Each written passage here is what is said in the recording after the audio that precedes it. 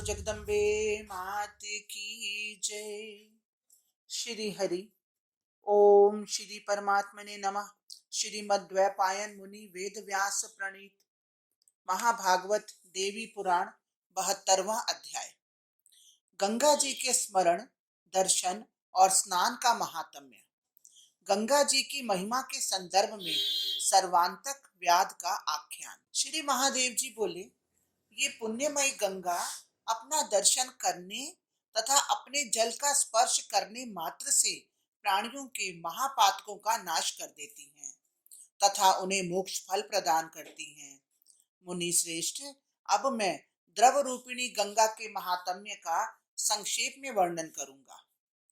आप एकाग्रचित होकर सुनिए। जो मनुष्य प्रातः काल उठकर अनिच्छा से भी गंगा का स्मरण कर लेता है, उसे तीनों लोकों में अमंगल का भय नहीं होता।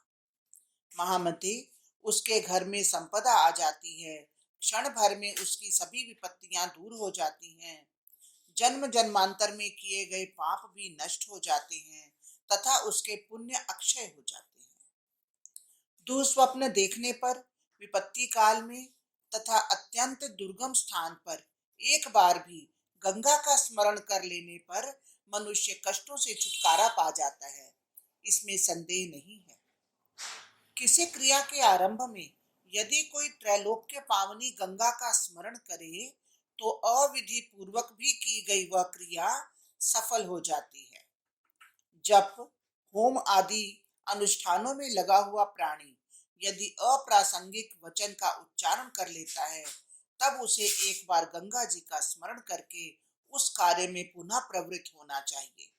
यदि मोक्ष की इच्छा करने वाला मनुष्य जहाँ कहीं भी गंगा का स्मरण कर ले, तो गंगा उसकी मुक्ति के लिए स्वयं उसकी सन्निधि में निवास करती है। गंगा समस्त कामनाओं की सिद्धि करने वाली, सभी प्रकार के पापों का नाश करने वाली, समग्र अमंगलों को मिटा देने वाली तथा सभी संपदाओं को प्रदान करने वाली है। साक्षात परा प्रकृति गंगा स्वयं प्रकट होकर मनुष्यों को स्वर्ग तथा मोक्ष प्रदान करती है। जो उनका स्मरण नहीं करता उसका जीवन व्यर्थ कहा गया है। जो पुण्य सभी तीर्थों में किए गए स्नान, सभी देवताओं के पूजन, सब प्रकार के यज्ञ, तप, दान आदि समस्त तीर्थों के दर्शन तथा सभी प्राणियों से पूजित चरण कमल वाले परमेश्वर के वंदन और स्तवन से नहीं होता है, वह गंगा के स्मरण मात्र से प्राप्त हो जाता है। महामुनि, भगवती गंगा के 1000 नामों में गंगा यह नाम सर्वश्रेष्ठ कहा गया है। यह कथन सत्य है, सत्य है। गंगा के स्मरण में तत्पर रहने वाला नीच प्राणी भी श्रेष्ठ कहा गया है और गंगा के स्मरण से विमुख रहने वाला उत्तम प्राणी भी नीच कहा गया है। जिस दिन गंगा का स्मरण नहीं किया जाता, वही दिन दुर्दिन है। मेघाच्छन्न दिन दुर्दिन नहीं है। महामते, मिथ्या भाषण से उत्पन्न, पर स्त्री गमन जन्य अवैध हिंसा से उत्पन्न, सुरापान आदि से होने वाले तथा अन्य जो कोई भी पाप हो, वे सब गंगा जी के नाम के स्मरण मात्र से विलीन हो जाते हैं। जो विशुद्ध आत्मा मनुष्य गंगा स्नान को उद्देश्य करके यात्रा करता है, उसे पग पग पर अश्वमेध तथा सैकड़ों वाजपेय यज्ञ का फल प्राप्त होता है। गंगा स्नान के निमित्त जाने वाले मनुष्य के सभी पितरगण प्रसन्न होकर नाचने लगते हैं और उनके महानिंदनीय पाप भी दूर हो जाते हैं। जो आसन्न मृत्यु मनुष्य गंगा यात्रा करता है, उसे देखकर यमदूत भयाक्रांत होकर दूर चले जाते हैं। उस यात्रा में जहां कहीं भी उसका देहावसान हो जाए, वहीं पर उसकी मुक्ति समझ लेनी चाहिए। विशेष रूप से गंगा में मृत्यु हो जाने पर तो मुक्ति अवश्य होती है। गंगा को उद्देश्य करके जाने वाले मनुष्य को भाग्यवश मार्ग में पाकर जो मनुष्य उसका आतिथ्य करता है, उसे गंगा प्राप्ति का आधा पुण्य मिल जाता है, ऐसा कहा गया है। साथ ही जो मनुष्य उसे प्रणाम करता है, यानी गंगार्थी को जो प्रणाम करता है, उससे विनम्र भाव से बातचीत करता है, वह भी पाप मुक्त हो जाता है। यह सत्य है, सत्य है, इसमें कोई संदेह नहीं। नारद, जो पापात्मा मनुष्य अज्ञानवश उसका अनादर करता है, वह 14 इंद्रों के स्थिति काल तक घोर नरक में दुख भोगता है। अपराध करने वाला मनुष्य भी यदि गंगा के निमित्त गमन करता है, तो राजा को चाहिए कि वह ऐसे व्यक्ति को छोड़ दे और उसे किसी भी प्रकार दंडित न करे। गंगा को उद्देश्य करके जाने वाला थका हुआ मनुष्य जिसके कुएं, बावली या सरोवर का जल भी पी लेता है, उस मनुष्य का महान भाग्य समझना चाहिए। वत्स, स्वयं चल सकने में असमर्थ जो मनुष्य गंगा स्नान के लिए प्रस्थान करते हुए किसी दूसरे व्यक्ति को वाहन आदि से पहुंचा देता है, उसे प्राप्त होने वाले पुण्य के विषय में मुझसे सुनो। उसके पितरों को शाश्वत परम प्रसन्नता की प्राप्ति होती है, उसे पुण्य प्राप्त होता है और उसके समस्त पाप नष्ट हो जाते हैं। अंत में उसकी मृत्यु गंगा के जल में निश्चित समझनी चाहिए। पृथ्वी लोक में उसे पुत्र पौत्र से युक्त संतति तथा अक्षय परम कीर्ति की प्राप्ति होती है और अंत काल में गंगा का स्मरण होता है। मुने, ब्रह्म हत्या करने वाला मनुष्य भी गंगा के दर्शन मात्र से क्षण भर में घोर पापों से मुक्त हो जाता है, इसमें संशय नहीं है। जो मनुष्य गंगा के पास आकर के भक्ति परायण होकर गंगा देवी को प्रणाम करता है, उसका शरीर तथा मानव जन्म सार्थक है। उसके पितर धन्य हैं और उसे तो धन्यतम कहा गया है। उसे पाप नहीं लगता और मृत्यु का भी भय नहीं रह जाता।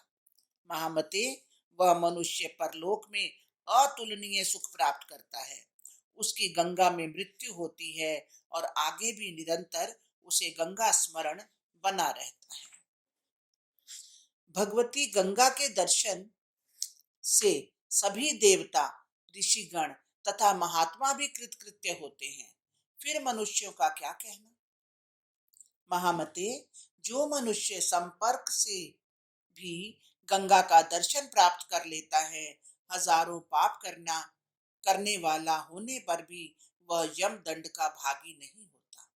मुनि श्रेष्ठ, अब मैं आपसे इतिहास सहित गंगा के उत्तम महात्म्य तथा अत्यंत सुंदर रहस्य का वर्णन कर रहा हूँ, उसे सुनिए। पूर्व काल में शबर जाति में उत्पन्न सर्वांतक नामक एक परम पापी, बलवान तथा अत्यंत क्रूर व्याध था।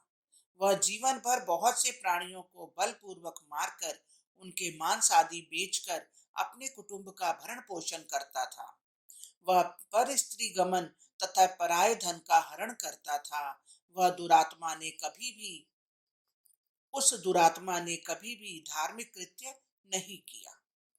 एक समय की बात है, उस व्याध ने वन में जाकर अनेक विध पशुओं का वध किया, फिर इधर उधर घूमते हुए गंगा नदी के तट पर आकर स्नान किया। इसी बीच नृप श्रेष्ठ राजा चित्रसेन आखेट करने के लिए उसी वन में पहुंच गए। उन्होंने मांस का बोझा लाकर अपने पुर को जाने के लिए तत्पर उस सर्वांतक नामक दुरात्मा व्याध को देखा। इसी समय महाबली राजा चित्रसेन ने एक सुंदर मृग को देखकर धनुष पर बाण चढ़ाकर उसकी ओर निशाना साधा। वह मृग बाण चलाने को उद्यत महाओजस्वी राजा चित्रसेन को देखकर बड़ी तेजी से भागा। तभी राजा ने बाण चला दिया। मुनि श्रेष्ठ, बाण से बिंधा हुआ वह मृग रक्त से लथपथ होकर उस व्याध के पास आया। व्याध ने राजा को नहीं देखा और उस व्याकुल मृग को देखकर उसने उसे पाश में बांधकर उठा लिया और राजा ने उसे ऐसा करते हुए देखा। मुनि श्रेष्ठ, तत्पश्चात उन क्रुद्ध बलशाली राजा चित्रसेन ने भी वहां आकर अनेक पाशों से उस पापात्मा व्याध को बांध दिया। तदंतर उस पापी व्याध को तथा मृग को लेकर राजा चित्रसेन उत्तम घोड़े पर सवार होकर अपने पुर की ओर निकल पड़े। जाते समय राजा ने नाव पर चढ़कर गंगा को पार किया और मुने, उस समय संपर्क में आ जाने से व्याध ने उन भगवती गंगा को देख लिया। तत्पश्चात अपने पुर आकर अत्यंत कुपित राजा ने उस पापात्मा व्याध को कठोर कारागार में डाल दिया। तब कुछ समय बीतने पर वह सर्वांतक नामक व्याध कारागार में मर गया। इसके बाद यमदूत उसे पाशों से बांध कर ले जाने लगे। ठीक उसी समय भगवान शंकर की कृपा से, भगवान शंकर की आज्ञा से शिवगण उन यमदूतों को हराकर उस व्याध को शिवलोक ले गए। शिवगणों से पराजित यमदूतों ने धर्मराज के पास पहुंचकर शिवगणों ने जो कुछ किया था वह सब उनसे कह दिया। उसे सुनकर धर्मराज ने महान बुद्धि वाले चित्रगुप्त से पूछा, यह व्याध सर्वेश्वर शिव के सानिध्य में क्यों ले जाया गया? आप यह देखिए कि इसका कितना पुण्य है और कितना पाप, क्योंकि पुण्य तथा पाप के अलावा मैं कुछ भी नहीं देखता हूँ। तद धर्माधर्म का विवेचन करने वाले चित्रगुप्त ने उस व्याध के द्वारा संपर्क के कारण किए गए सभी पापों का हरण करने वाले तथा महापातकों का विनाश करने वाले पुण्यदायक उत्तम गंगा दर्शन के विषय में बता दिया। महामते, उसे सुनकर धर्मराज अत्यंत आश्चर्यचकित हुए और गंगा को प्रणाम करके उन दूतों से यह बात कहने लगे। धर्मराज बोले, दूतों, जो लोग संपर्क से भी अति पावनी भगवती गंगा का दर्शन करते हैं वे सैकड़ों पापों से युक्त रहने पर भी मेरे द्वारा कभी दंडित नहीं किए जाते। पतितों का उद्धार करने वाली भगवती गंगा का जो एक बार भी स्मरण कर लेते हैं वे सैकड़ों पापों से घिरे रहने पर भी मेरे द्वारा कभी दंडित नहीं किए जाते। जो लोग उन द्रव रूपिणी गंगा देवी का भक्ति पूर्वक निरंतर ध्यान करते हैं सैकड़ों पाप करने पर भी वे मेरे लिए दंडनीय नहीं है। जो लोग भगवती गंगा का पूजन करते हैं तथा उनके जल में अवगाहन करते हैं वे महापातकी होते हुए भी मेरे द्वारा कभी दंडित नहीं होते। गंगा में देह त्याग करने वाले प्राणियों की आज्ञा के मैं स्वयं अधीन हूँ। वे लोग इंद्र आदि देवताओं के लिए भी नमस्कार के योग्य हैं, तो फिर मेरे द्वारा उन्हें दंडित करने की शंका ही कहाँ है? श्री महादेव जी बोले, मुने, इस प्रकार वे यमदूत धर्म ज्ञानी श्री यमराज के मुख से गंगा की ऐसी महिमा सुनकर अत्यंत विस्मित हुए। जो मनुष्य एकाग्रचित होकर इस उत्तम पाठ का अध्ययन करता है एवं सुनता है या सुनाता है उसे महापाप करने पर भी यमदूतों से कोई भय नहीं होता। हरिओम तत्सत, हरिओम तत्सत। इस प्रकार श्री महाभागवत महापुराण के अंतर्गत श्री महादेव नारद संवाद में श्री गंगा महात्म्य कथन नामक 72वां अध्याय पूर्ण हुआ। बोलो जगदम्बे मात की जय। ओम श्री परमात्मने नमः। श्रीमद्वैपायन मुनि वेद व्यास प्रणीत महाभागवत देवी पुराण 73वां अध्याय। गंगा स्नान की महिमा, गंगा के समीप श्राद्ध, जप, दान तथा तर्पण का महात्म्य और काशी की महिमा। श्री महादेव जी बोले, मुनि श्रेष्ठ, ब्रह्म हत्या करने वाला, गोवध करने वाला, सुरापान करने वाला तथा गुरु पत्नी गामी महापापी भी गंगा में स्नान कर लेने पर महादेवी गंगा की कृपा से घोर पापों से मुक्त हो जाता है।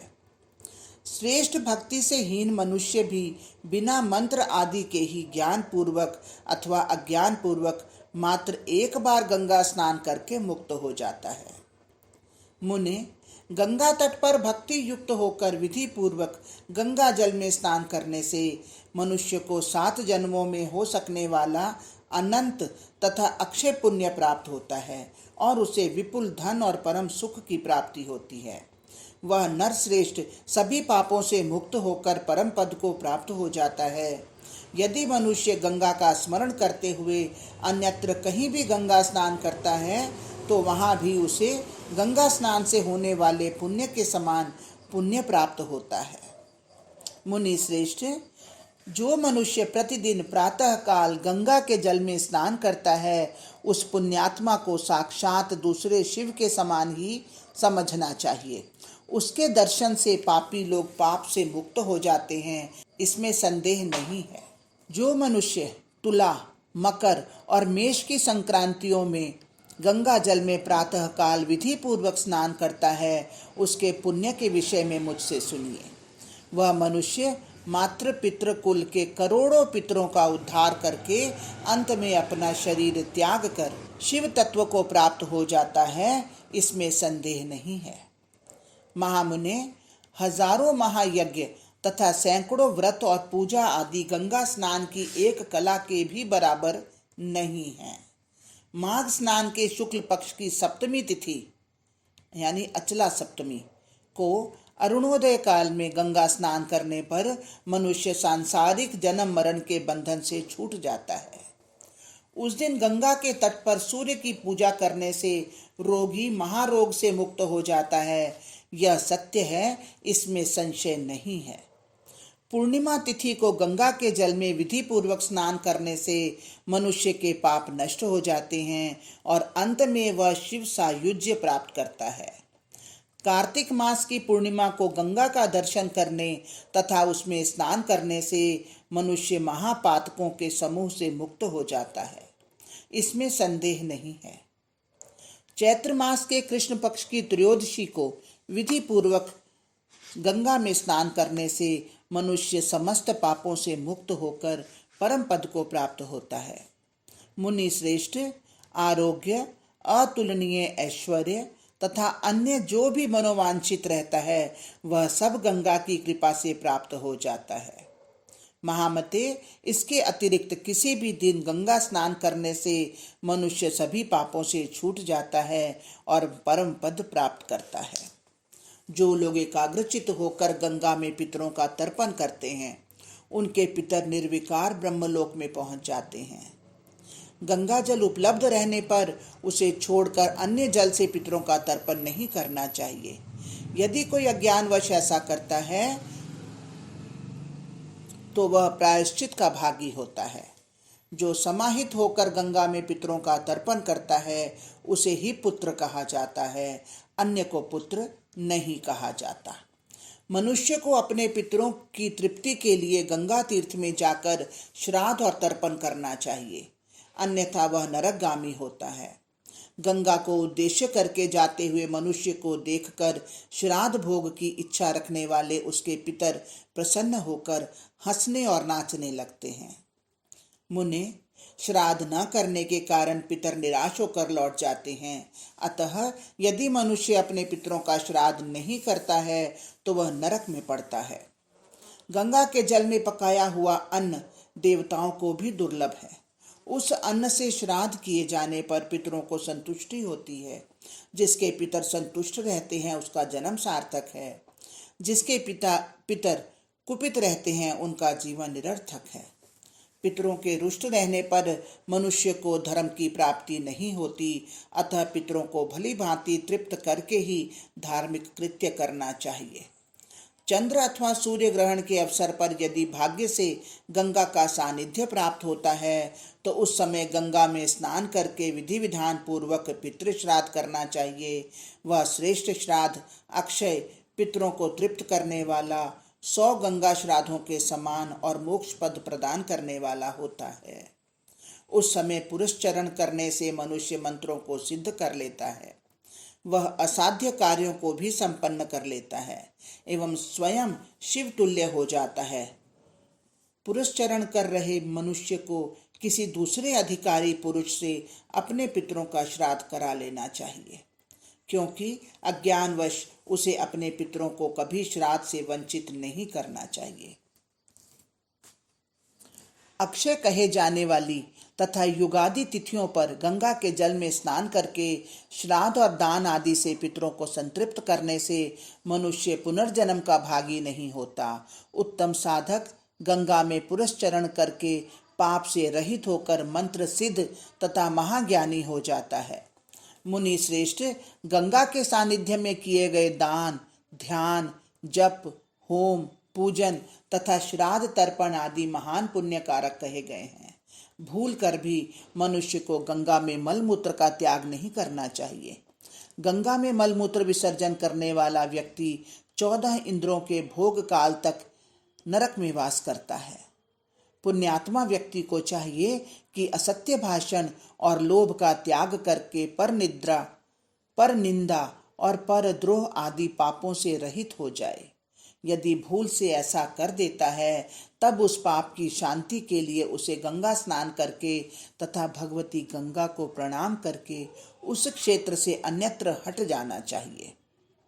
जो पुरुष जल रूपिणी पूर्णा परा प्रकृति तथा साक्षात ब्रह्म स्वरूपिणी भगवती गंगा को अज्ञानवश नदी ऐसा मानता है वह अनेक नरकों में जाता है। आदि शक्ति ही प्राणियों की रक्षा के लिए द्रव रूप में निकली हुई हैं, ऐसी भावना करनी चाहिए। गंगा सभी स्थानों पर तो सुलभ है, किंतु हरिद्वार, प्रयाग और गंगा सागर संगम इन 3 स्थानों पर दुर्लभ हैं। इन स्थानों पर गंगा महान फल प्रदान करती हैं, अतः महान बुद्धि वाले मनुष्य को चाहिए कि वहां पर विशेष प्रयत्न के साथ स्नान दान आदि कृत्यों को करे।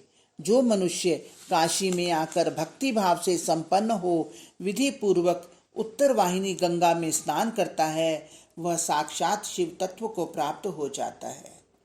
वह व्यक्ति देवताओं का भी अत्यंत पूजनीय कहा गया है और वहां पर किया गया पितृ तर्पण भी निर्वाण प्रदान करता है। विश्वेश्वर सदाशिव की नगरी काशी अत्यंत दुर्लभ है तथा सभी तीर्थों की आदि निवास स्थली है।